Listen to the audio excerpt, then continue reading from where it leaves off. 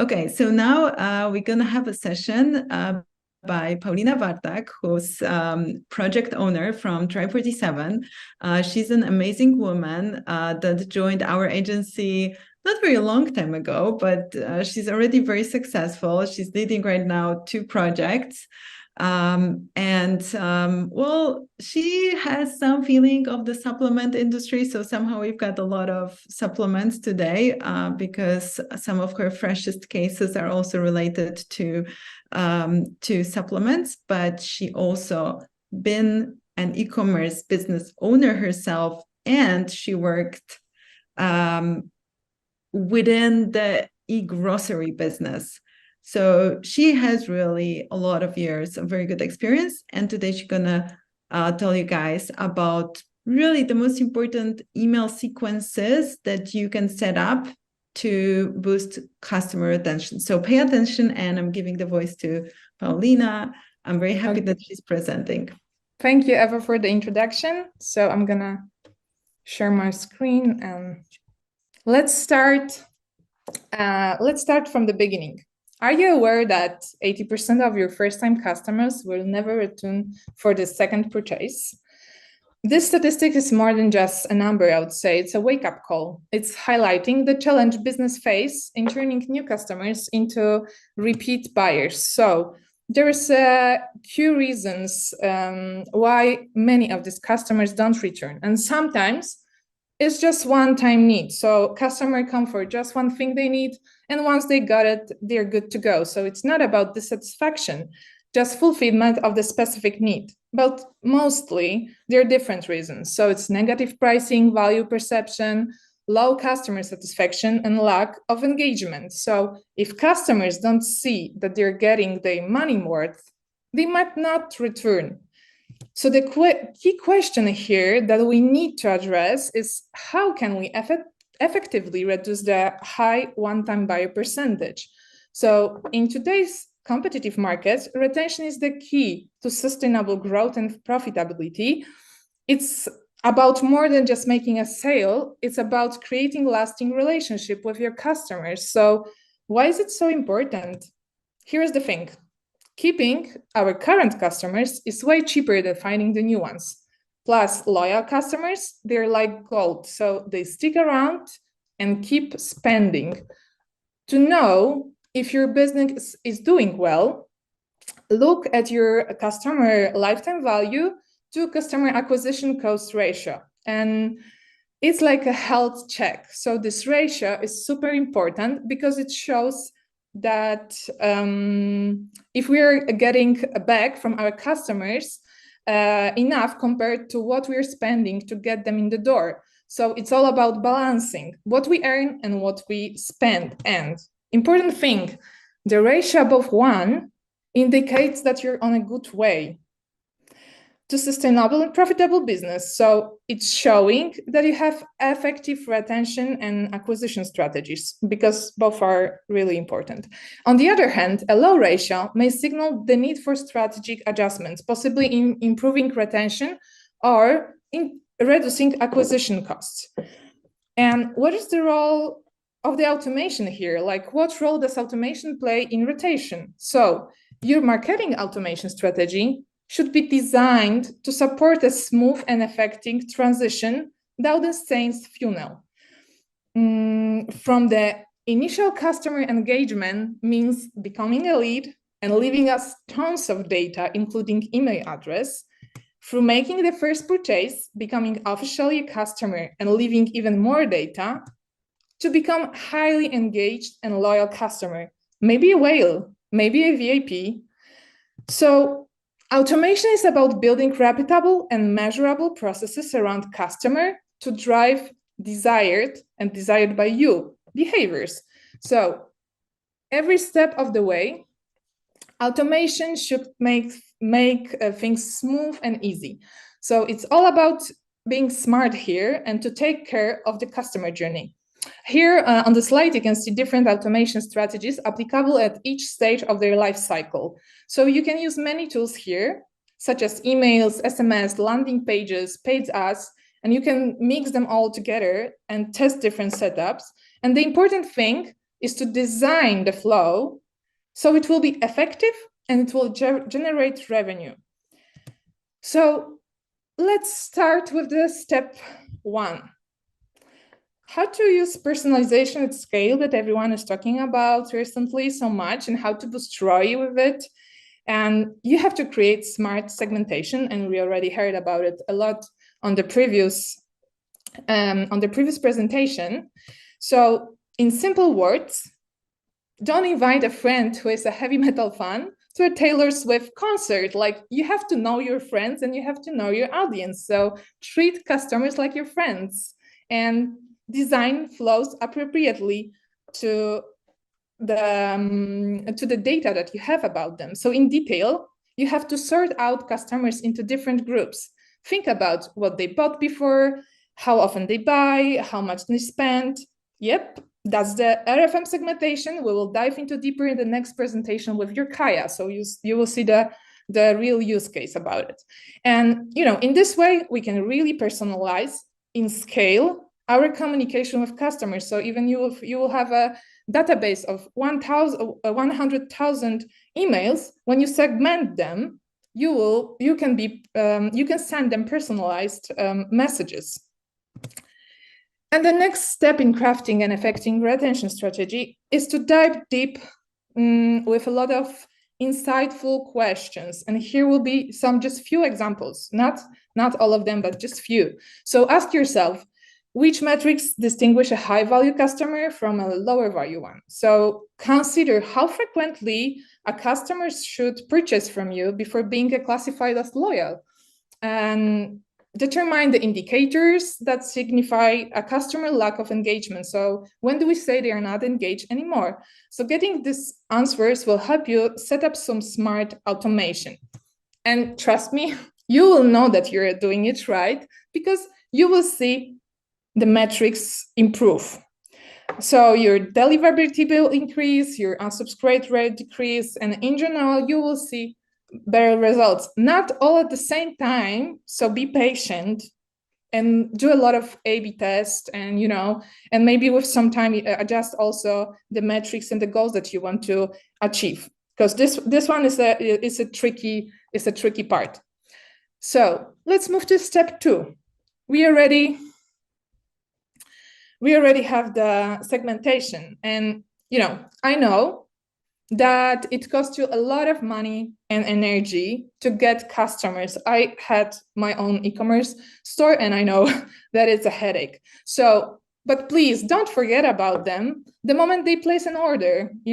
Don't just let them be on their own. Now it's the time to make their experience really rock. So make your post-purchase communication meaningful. Keep it fun, engaging, make them feel good about their choice. So if there's one question I hear more than any other question from customers, is definitely, where is my order? It's like a daily thing in the world of e-commerce. So picture this. An excited customer clicks buy, and almost immediately the anticipation kicks in. They're checking their inbox, they become impatient, they want updates. So before you know it, they're on the phone and sending you messages asking, where's my order? On Instagram, on Facebook, by mail, calling the customer service. We all have been there on the both sides, actually, as a customers too. So that's why post-purchase emails, including transactional emails, have the highest open rate of all automation. And you should use it. You should think carefully about what and how you want to communicate in this flow, because a well-designed and engaging post-purchase flow can be one of your best high revenue generating flows. So what makes post-purchase emails worth the resource? Well, it's simple. Customers want this communication, so it's a crucial part of the overall customer experience. And this email actually builds trust. And well-crafted post-purchase emails and SMS tempt customers to revisit your site, potentially leading to more purchases. And what's very important in this and every next step of creating retention strategy, segmentation will play a key role all the time. Messages in post-purchase flow should be tailor-made based on segmentation that you prepared. How? Well, for example, you should distinguish first-time buyers from repeat buyers. To a first-time buyer, tell an engaging story about the brand because they don't know your story yet. Let them know you have a program where they can earn points. And to a second and more time buyers, be sure to notice that they're back and let them know about it. So show that you're glad that they trusted you again, that they left money again, and maybe get them refer you to their friends. So another example, if someone is buying again, you can tempt them with a VIP program and special offers. This is the great time for upsell.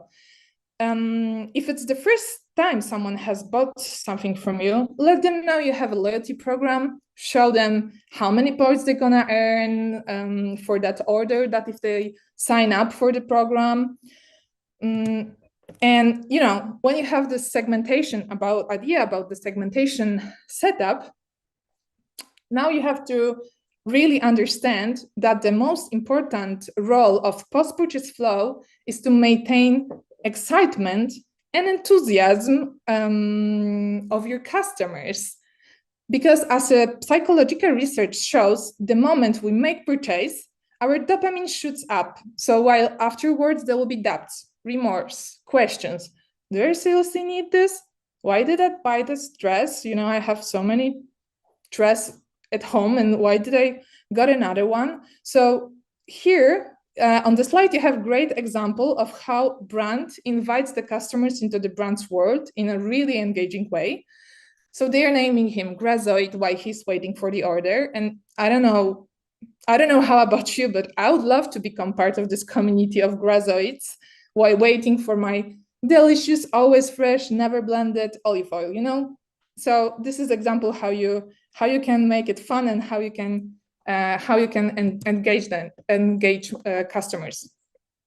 So what else you can do in post-purchase flow? You can educate. By doing so, you're preparing the ground for future purchases and possible feedback about product they just bought. So, for example, if you sell supplements, tell them how to take them.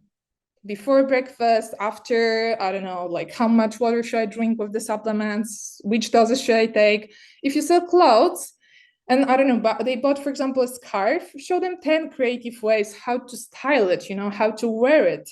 So, and here's a pro tip for you, emails with education about the purchased product. So the product they just bought can be treated as transactional emails. So you can send them to everyone, not just the people that said yes to your marketing. And just one rule here, you cannot do the upsell here. So you can direct them back to your website.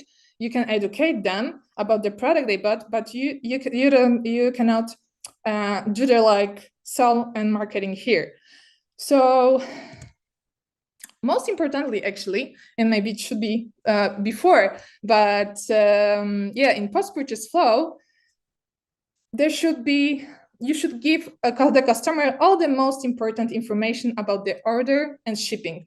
So ensure that your transactional emails are really real. They have all tracking info and time when the package arrives, and put their most common questions that customer can ask, for example, like what about returns, how I would proceed, and so on.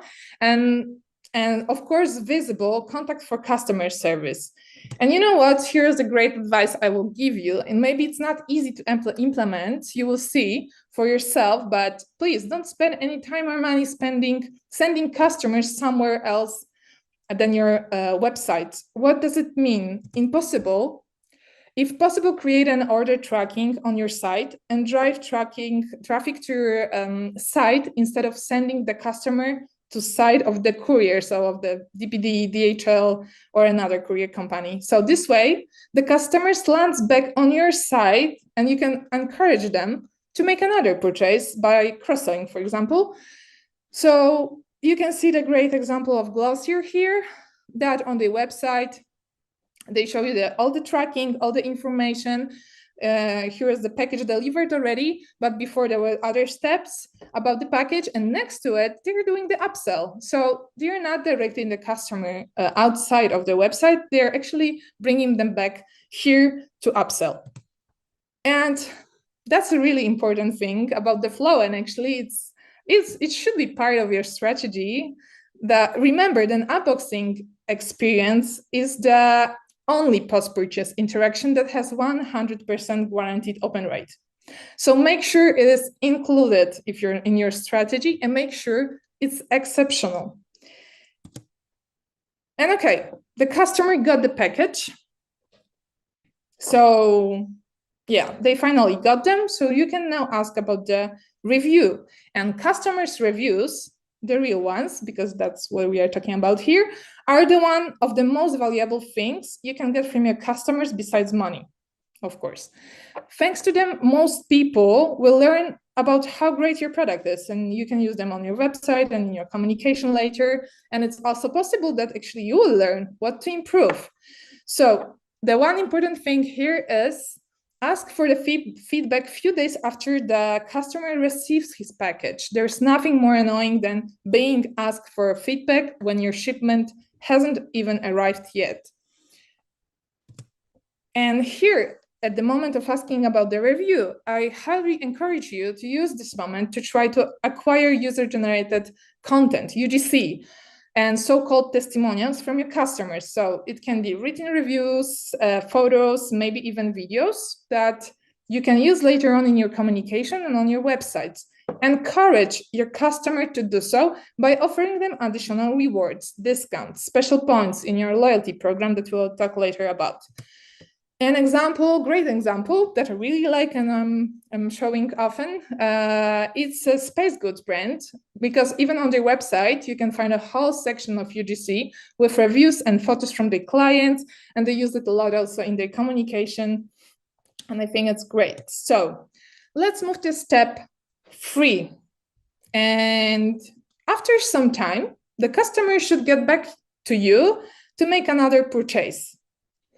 And don't be spontaneous here, and don't count on your customer to be spontaneous here, and don't count that they will remember about your brand. So plan how you will activate the customer for a second and for a third purchase, and design the flow.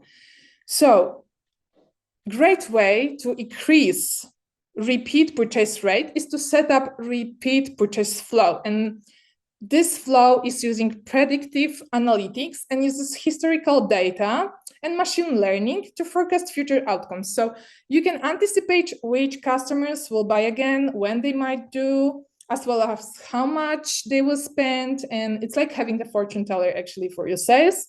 And thanks to that, you can surprise your customers with a special offer at the right time. And, like to get this predictive data, there are 2 ways actually. You can use built-in flows from your marketing automation tool, or just ask data analysts at your company to prepare such predictions based on customer data you have. So for example, imagine a customer using and enjoying your product, and just as it begins to run low, they can receive a gentle nudge from you, asking to refill, asking to rebuy. So you're anticipating their needs before they even arise, and you remind them that they need to rebuy the product. And you want the second and third order programs to be personalized. So it's great to attach them to the previous orders. So you can also use a cross-sell offer that is related to products that they previously purchased. Or you can find even more ideas for personalized messages about the user in your data collected. So about, for example, you can check what they were doing lately on your website, what products they were looking at for a long time at your website. Maybe they left something in the cart, in the basket that you can talk about in your email. So use all of that to make your communication more personalized, because there's a higher chance that they will convert. So the next chapter and the next very important step of customer engagement story is about turning certain actions into great rewards. So reward your customers for behaviors you love to see, like purchases, spreading the word, and staying loyal. The first thing you can do, and I think it's so-called low-hanging fruit, and it's easy to implement, it's a referral program. So you can usually implement it faster than advanced loyalty programs that we'll be talking later on. So it's the biggest advantage of this referral program is that it drives both sides. So its existing customer is driven to buy while you're also attracting the new ones to buy. And the simplest possible model is a direct discount program where you get the same discount for each referral, both you and the referrer. Another model you can implement is tiered program where you get bigger discounts for more referrals. And you can send emails inviting customers to the referral program separately, and you can design the flow about it.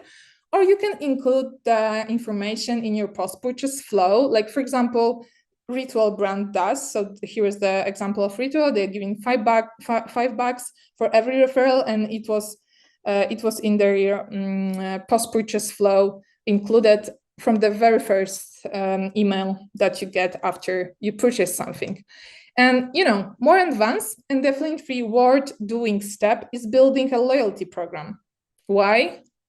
So as you see here, because the top performing loyalty programs boost revenue from customers who use them by 15 to 20% annually.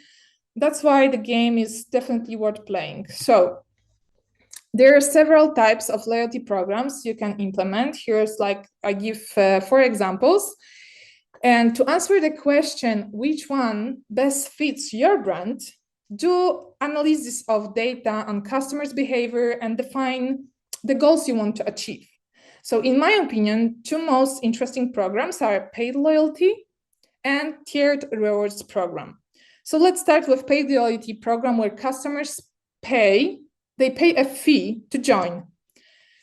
Why I think it's super interesting, firstly, because it's actually generates already additional revenue because customer is paying a fee, so it's extra revenue stream. But the important thing to be told here is that this program is good for brands that they're already kind of big. Don't start with it. I would recommend. So another reason why I think it's interesting, it's because according to McKinsey, it's a very effective program. 43% is more likely to buy weekly from you. 59% is more likely to choose brand over competitors. And 62% is more likely to spend on the brand. So we see here that when people pay for something, they feel more motivated to use it. And in Poland, the great example of the company that is using this program, and you can test it on yourself of a customer, is Empik. They're using this paid loyalty program. And the second model, which is already very popular in the United States, is tiered program, which is actually based on gamification and achieving next levels in a game that you design. So participants have to perform certain tasks to get points. And this is a great opportunity to reward not only for purchases, because of course you want more purchases, but this is not the only thing you want, but also referrals, social media profile likes, leaving feedback, UGC photo on UGC video. So as you can see on the slide, the example of communication from native brand, they do it really fun and engaging, and above all, they do it clear. So this is great example of the program that you can implement to meet your goals. And the important thing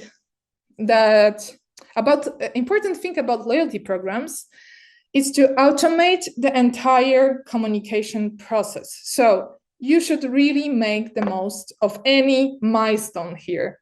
Plan all the steps. Don't be afraid to send more emails. Don't be afraid to communicate with customer because they really will appreciate it. To give you an example, the only loyalty program I'm currently in, I currently participate in, is collecting żabsy in Żabka. Do you know why? Because the cashier in Żabka always asks me if I want to earn points. Always. So be like Żabka Cashier, and always at the opportunity to earn points, let customers know about it. All right, let's now turn our attention to the next step and to our whales, those big fish in our customer sea who make the most significant impact in our business. The whales, it's like having star players on your team. You want to keep them happy and in the game. So how do we keep our VIPs feeling special? You know, it's all about using RFM, recency, frequency, and more monetary segmentation magic that you will get to know in the next presentation. So tailor your offer to segment behavior. All-time high customer lifetime value, VIPs, give them early access to new products. Frequent purchases, early access to sale. Maybe are they big spenders? Prepare exclusive products just for them. So you can play here with different scenarios and do lots of A/B testing to see what works based on your most important customers. And remember, the loyalty program you create should appreciate VIPs, should appreciate those customers. So through the uniqueness of the offer, so they should get something better than the rest. And it's your job to find out what it should be. And here's the pro tip for you. You can use your email list of whale customers on any other segment that actually is, for example, big and really important for you to create lookalike meta campaigns and get on board similar people, or target special paid communication only to people from this segment, you know? So you can actually actively seek for people that are similar to your whales, to your VIP customers. And the last step that I'm going to talk about today is trying to re-engage customers who once bought something, but no longer respond and read your content. So they placed one order and you were trying to activate them before with second and third program, and they are really resistant. So you will ask me, Paulina, is it worth doing? And I would say yes, because win-back flows emails have an open rate of 29%, and 45% of people who open them is more likely to open future emails as well. So they're back in the game, you know, you got them. And that's why, please don't give up.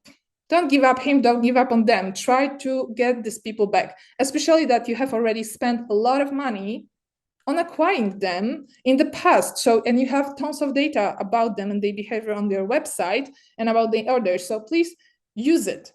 Find a time frame where 75 to 85 people, your customers, would repurchase, and tie up your win-back around this time. And, you know, don't send one email, but to get most out of your win-back series without risking your sending reputation, because that's really important for you, and I don't have enough time to talk about it more. Send up to 5 emails and try to re-engage the people. So ask questions, play with the subject lines, give one-time super discount that tell them that this is the super discount and this is just one time and it's only for 2 days, and if you don't use it, then it's gone.